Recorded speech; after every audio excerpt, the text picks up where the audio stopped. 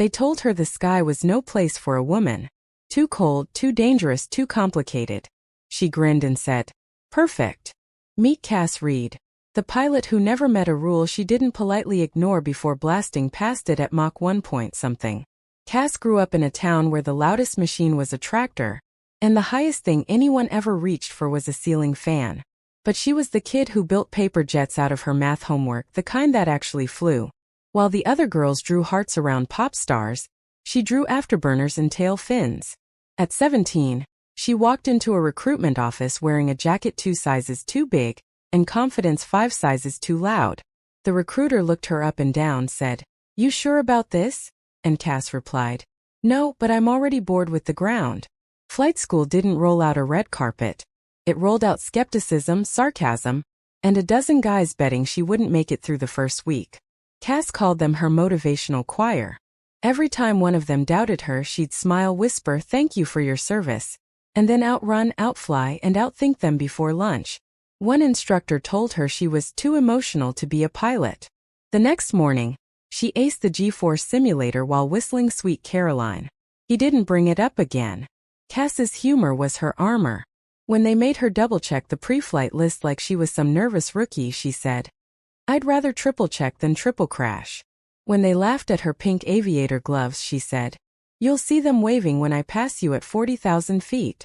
Years later the day came, her first solo in a fighter jet. She climbed into the cockpit, ran her hands over the controls and whispered, "It's just you and me, sky. Don't blink." The tower cleared her for takeoff. Engines thundered. The world shrank. And Cass launched upward. A blur of steel and nerve and everything they said she couldn't be. She always said flying felt like shaking. They said engines were men's territory. Heavy metal. Heavy lifting. Heavy attitude. Joe Vega didn't get that memo.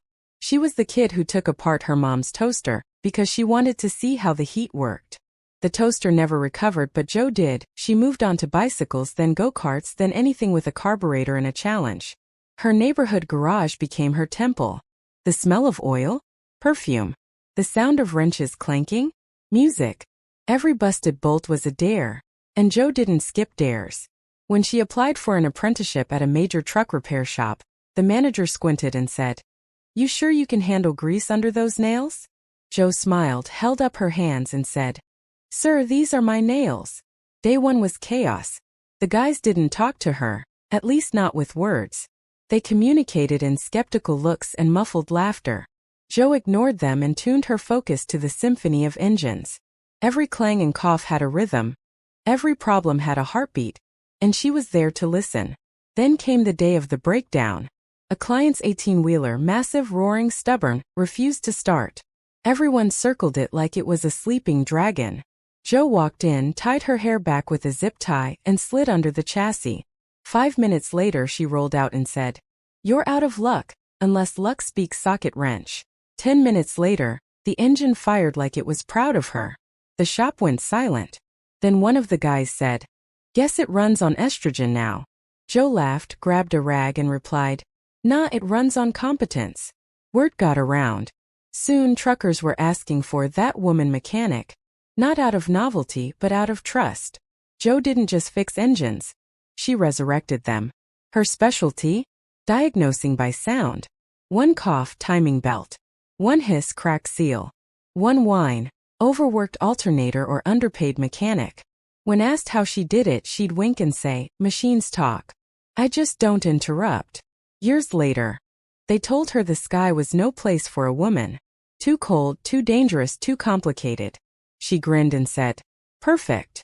Meet Cass Reed, the pilot who never met a rule she didn't politely ignore before blasting past it at Mach 1 point something.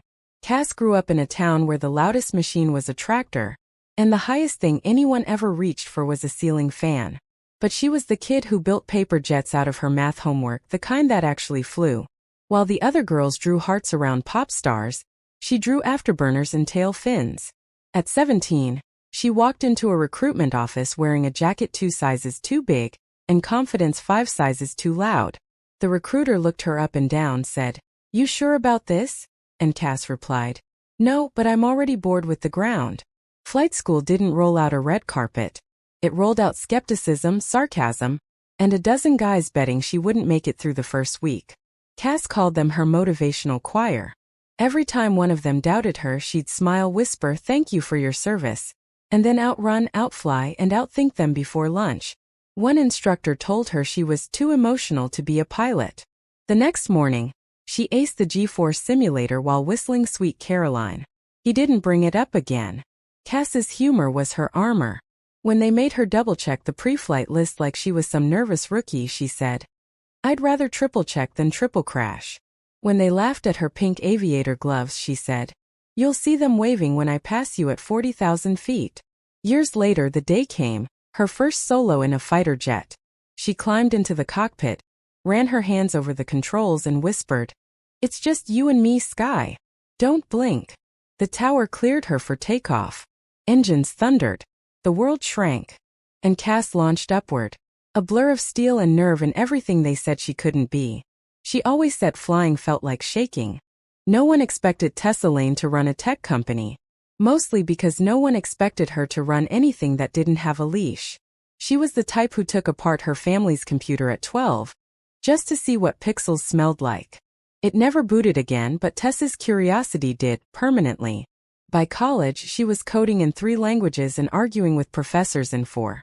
She built her first app in a dorm room the size of a microwave, fueled by instant noodles and unstoppable energy.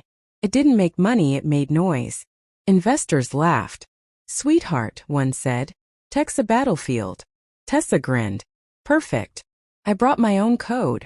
Her startup, BlazeLoop, was born from a question nobody had the patience to ask. Why can't innovation be simple and human? She wanted to build software that made people feel smart, not stupid, something that understood the user before the user understood it. Radical idea, apparently. The first year was a disaster in slow motion. Servers crashed, coffee ran out, payroll looked like a sad haiku. But every time someone told her to quit, she'd point at her cracked laptop and say, "If this thing can keep rebooting, so can I." Her team was a small army of outcasts. One genius who only worked at night, one designer who believed fonts had souls, and one intern who thought debugging meant arguing with the computer until it confessed. Together they built, broke, and rebuilt until something clicked. BlazeLoop's beta launch went viral. Half by accident, half by miracle. Suddenly, the same investors who ghosted her were sending quick coffee emails. Tessa replied to all of them, "Sure, I'll bring my own sugar and success." Her leadership style was chaos with a calendar. She once ran a team meeting while fixing a back-end bug and baking brownies for morale. "Multitasking," she said, "is just creative panic." When the company hit its first 1,000,000 users, someone asked how it felt to be a woman in tech. Tessa laughed, almost snorted her latte and said, "Feels like being in tech, but with smaller hoodies." She didn't talk about breaking ceilings, she talked about ignoring them. Every line of code was a rebellion typed in monospace. Years later, when BlazeLoop got acquired for an ungodly sum, Tessa didn't buy a mansion. She built a scholarship fund for girls who dream in algorithms and eat doubt for breakfast. On the wall of her new office, she hung a single framed line of code. When someone asked her secret to success, she smiled and said, "Write your own operating system. Update daily. Delete fear." Tessa Lane didn't just disrupt the tech industry. She rewired it, with humor, grit, and enough caffeine to power a small city. And every time she walks into a boardroom full of gray suits and grand opinions, she just grins and thinks, "Error 404. Permission not found." They told her fire was no place for softness. No place for hesitation. No place for her. Riley Cortez heard all that, then showed up at the Fire Academy anyway, ponytail blazing brighter than the practice flames. On her first day, the chief barked, "This isn't a movie, rookie." Riley grinned. "Good. I hate bad scripts." She was 5'6" and stubborn to the molecular level. The guys were polite enough. In the way people are polite to someone they expect to fail quietly. But Riley didn't fail. She adapted. When they said, "You can't carry that hose," she said, "Then help me lift it so I can prove I can." Turns out you don't need to outmuscle fire, you need to outsmart it. And she did. During drills, she memorized floor plans faster than anyone. She could read smoke like a language. Gray means hungry, black means angry, yellow means you have 10 seconds to move. The day of her first real call, the world was chaos. A 3-story blaze, sirens screaming, asphalt melting under the heat. She jumped from the truck, gear twice her weight, heart pounding a drum solo inside her chest. "Stay behind me," someone yelled. She didn't. Inside the inferno, visibility was zero, heat insane, air thick like soup. Riley found a kid under a collapsed beam, small, terrified, clutching a toy dinosaur. She whispered through her mask, "Hey buddy, you're not going out alone. I've got you." Minutes later, she staggered out of the building, smoke swirling around her like a crown. The chief met her at the truck, eyes wide. "You disobeyed a direct order," he said. She nodded. He paused, then added, "Do it again if you have to." From then on, Riley wasn't the woman firefighter. She was firefighter Cortez. Period. She rose through the ranks, not because she wanted power but because she wanted voice. She rewrote safety protocols, trained recruits, and taught every rookie the same lesson. Courage doesn't roar. It breathes steady in the smoke. Her humor never left her. When someone complained about the heat in the station, she'd say, "Relax, this is spa day compared to my job." Once, a reporter asked how it felt to risk her life in a man's world. Riley just laughed and said, "The flames don't check gender before they burn. Why should I?" Years later, at a community event, the same kid she saved walked up, now taller, older, holding that same dinosaur. "You're the reason I'm still here," he said. Riley smiled, helmet under her arm, eyes tired but proud. "Nah kid," she said. "You're the reason I still do this. Because fire doesn't just destroy. It reveals. It shows who's willing to run into the fear while everyone else runs away." And when Riley steps into that heat, she isn't thinking about bravery. She's thinking about people, about lives, about love, about everything worth protecting. The flames rise. The world fades. And all you see is her silhouette, small but unshakable, moving through the blaze like someone who made peace with danger a long time ago. Because unstoppable souls don't fight the fire. They become it. From the moment Ava Monroe could walk, she was looking up. Not at clouds or planes or birds, though she admired all of them, but at the vast, endless canvas above her backyard. Other kids saw twinkling dots. Ava saw destinations. While the neighborhood chased fireflies, she was out there on the porch with a flashlight and a notebook, labeling constellations like she was already on the night shift at NASA. When adults asked what she wanted to be, her answers escalated fast. Age 6, astronaut. Age 8, the first astronaut to build a house on Mars. Age 10, whatever comes after that. She grew up in a small town where the stars felt close enough to touch but the dreams didn't. Nobody around her had ever left the state, much less the planet. Still, she stared upward, whispering promises to the universe. "Wait for me. I'm coming." Her mom worked double shifts at a diner, her dad fixed cars in a tiny garage, and Ava learned early how to turn scarcity into invention. When she wanted a telescope but couldn't afford one, she built one out of plumbing pipes, a magnifying glass, and unshakable optimism. It barely worked, but she didn't care. She was already practicing the art of impossible things. By high school, Ava's curiosity had a body count, mostly old appliances. Radios, VCRs, and unlucky microwave. She didn't break things out of rebellion. She just wanted to see how the magic worked. Her science teacher, Mr. Patel, saw something special. One afternoon he said, "Ava, I don't think you're meant to read the textbook. I think you're meant to rewrite it."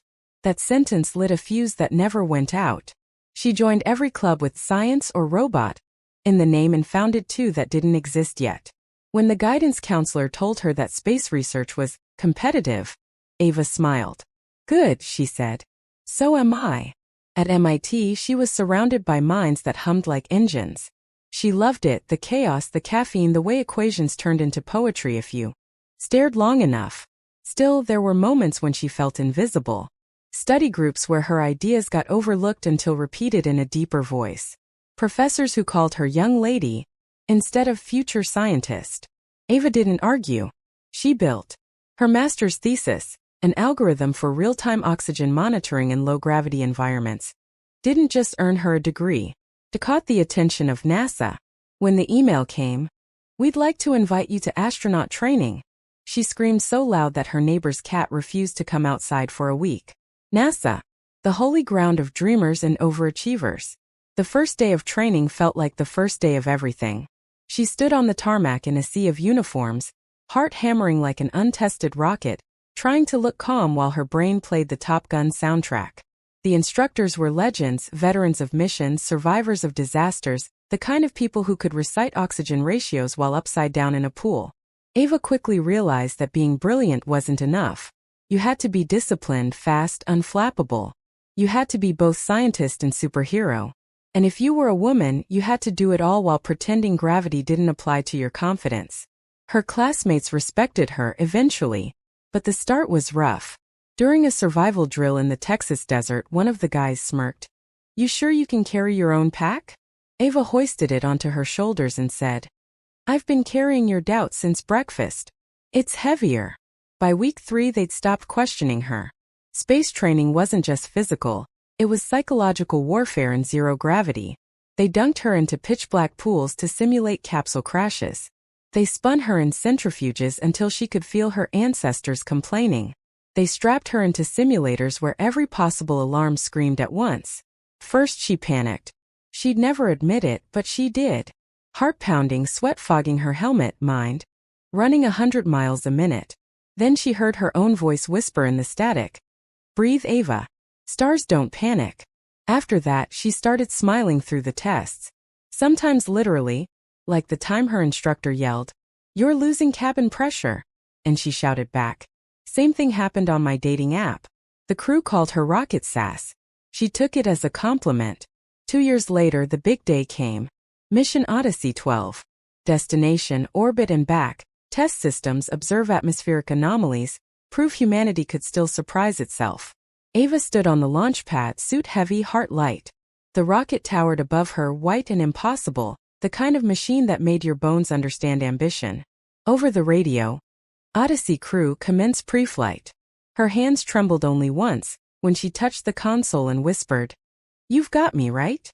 The engines ignited, the world shook, and gravity gave up trying to hold her. The moment they cleared the clouds, Earth tilted away and the stars unfolded like a secret the universe had been saving just for her. Inside the capsule, everything floated.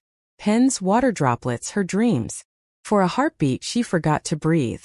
Then she laughed. "Okay," she said into the mic. "You're officially prettier than your pictures." Space wasn't silent like in the movies. It hummed. A low, endless vibration like the sound of creation itself. Ava pressed her gloved hand against the window, watching Earth spin below.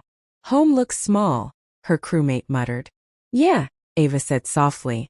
"But it's the only one we've got. We better take care of it." Her humor didn't fade, but her awe deepened. She floated, logged data, fixed minor glitches, ate dehydrated macaroni that tasted like cardboard and regret. But every task, no matter how mundane, felt holy. At night, if you can call it night in orbit, she'd stare out the window whispering, "I'm not visiting space. I'm visiting potential." Day 3 disaster. Knocked. A solar flare. Unexpected, massive, blinding. Systems flickered. Power dropped. For a full minute, the capsule was a ghost ship. "Odyssey, do you copy?" Mission Control's voice cracked through static. Ava took a breath, forcing her hands to stay steady.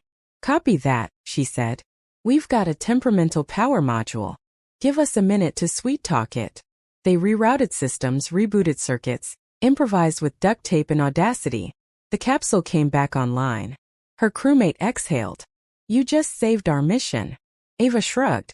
"Nah, I just reminded the ship who's in charge." Later, she'd find out Mission Control played that clip in training for years. Not for the fix, but for the calm in her voice. When Odyssey 12 returned, re-entering the atmosphere felt like riding a meteor in reverse. The cabin rattled, flames licked the window, alarms sang their terrible symphony, and Ava laughed. "Don't worry, Earth," she said. "We're just knocking politely." When the parachutes deployed and the world went still, she realized she'd done it. She'd touched the stars and made it back in one piece. As she climbed out of the capsule, sunlight hit her face. Cameras flashed. Reporters shouted questions. "What's it like up there?" She smiled, sweat and ash on her cheeks. "It's like hearing the universe whisper. See? You belonged here all along." Months later, back on solid ground, Ava found the hardest part wasn't space. It was stopping. The quiet felt heavier than zero gravity. So she kept busy. Lectures, interviews, mentoring. But what she loved most was visiting schools. Tiny classrooms full of wide eyes and impossible dreams. Once a little girl raised her hand and asked, "Were you scared?" Ava knelt, met her gaze and said, "Yes, every single second. But I went anyway." That's what courage really is, fear with good aim. She told them about failure, the experiments that exploded, the exams she barely passed, the time she almost quit. "Every time I fell," she said, "gravity just helped me get back up faster." The girls scribbled notes like she was handing out maps to the moon. NASA later asked her to help design the next generation suits for Mars missions. She made one request: add a pocket big enough for snacks and doubt. Because we'll always have both. Her design won. People called her trailblazer. She preferred troublemaker. She never saw herself as breaking barriers, she just refused to see them as real. She once said in an interview, "I didn't become an astronaut to escape Earth. I became one to understand it better." When you see that blue marble hanging in black space, you realize we're already living on a spaceship. Maybe we should treat it like one. Years later, during a launch she wasn't part of, she stood at mission control, headset on, watching younger astronauts climb into their rocket. She smiled quietly. Someone asked, "Miss Monroe, do you miss being up there?" She looked through the window at the rising smoke, the trembling tower of ambition ready to leap skyward. "Miss it," she said. "I never left." Because once you've been to space, truly been, you carry it with you. Every challenge, every argument, every meeting that feels too small, you remember what small really looks like from orbit. You remember that nothing down here should scare you. Not when you've stared into the infinite and laughed. At night back home, she still steps outside and looks up. The stars are quieter from Earth, but they still wink like old friends. She whispers, "You were right. I belonged here too." And sometimes she imagines her younger self, that kid with the cardboard rocket and the borrowed telescope, standing beside her, eyes wide, whispering, "We did it." Ava smiles. "No," she says softly, "we're still doing it." Because Ava Monroe didn't just chase the stars. She made them chase her back. She didn't conquer gravity. She convinced it to take a coffee break. And she didn't become unstoppable by ignoring fear. She became unstoppable by learning how to laugh inside a spacesuit. Her story isn't about space travel. It's about space within. The space to dream, to doubt, to dare anyway. Every time someone tells you you're aiming too high, she'd say, "Good. That means your dreams are finally tall enough to touch the sky." Because the sky? It's not the limit. It's the runway. And gravity? It was never the boss, just the opening act.